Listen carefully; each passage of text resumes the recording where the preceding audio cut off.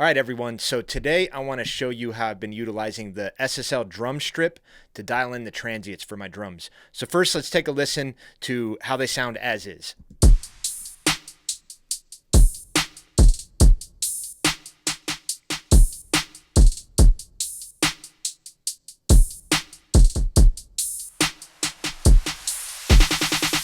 So a pretty basic drum loop.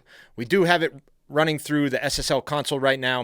I have a little bit of EQ on it, and I did a little bit of saturation, and that's about it, and some reverb. And so at this point, usually what I do is I start to listen to the transients, how they're reacting, the track as a whole. And typically it comes down to me saying, are they too sharp?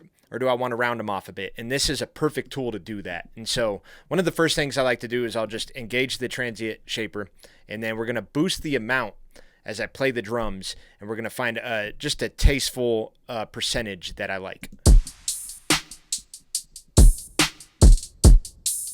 So as I'm boosting it, you could already hear the drums getting a lot more energy. They're becoming a bit brighter. The transients are becoming a bit sharper.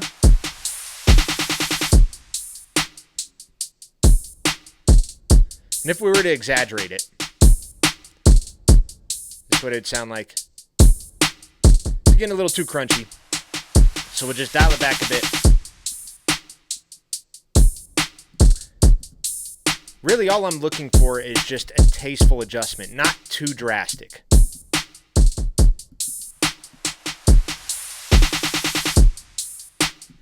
Right around there is what I'm liking.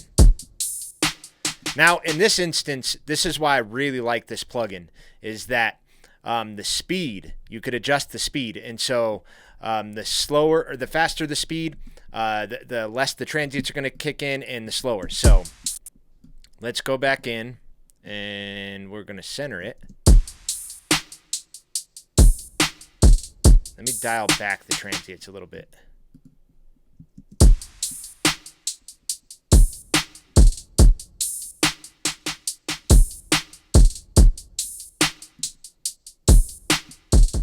That's a really good sound right there.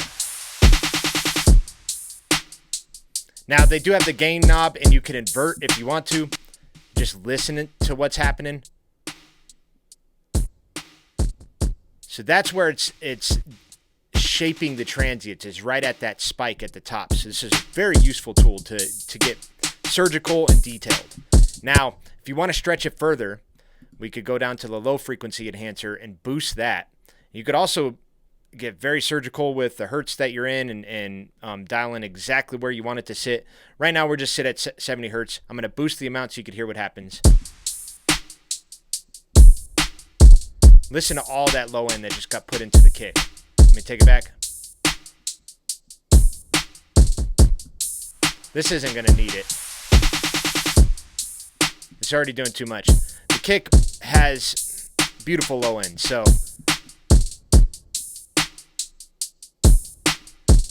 technically, I don't really need to put much in it, but if we were, it'd be very tasteful. You could adjust the drive as well. The low end to be a bit more crunchy. That's with. This is without. With.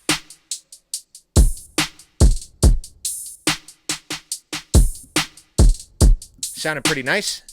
And if we want to get even more surgical, we go to the high frequency enhancer. It enhances that as well. And again, you could adjust the hertz to whatever is best suiting for the track. That's something to keep in mind. We'll just leave the default for now. So I'm going to boost it. You hear it again, very bright. Take it back. Again, we're just doing tasteful adjustments here. And then we're also going to go to the drive.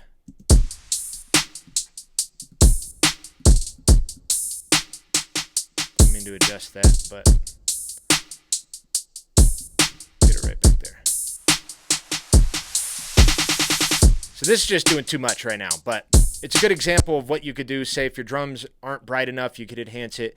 If they don't have enough low end, you could enhance them. And the transient shaper, again, it's one of the most powerful tools you could do for your drums, especially once you got a pretty good sound, but you're like, it just needs a little bit more. The transient shaper is a great option to go for when it comes to pulling more energy out of the drums. And this gets even deeper. There is a gate, so it's great for live drums, of course. If you record your drums or if you're using program drums, great for those as well. There is a compressor. And you can mix it, so you can put it into parallel if you needed. There's also a gain knob up here that we could drag down if we need to.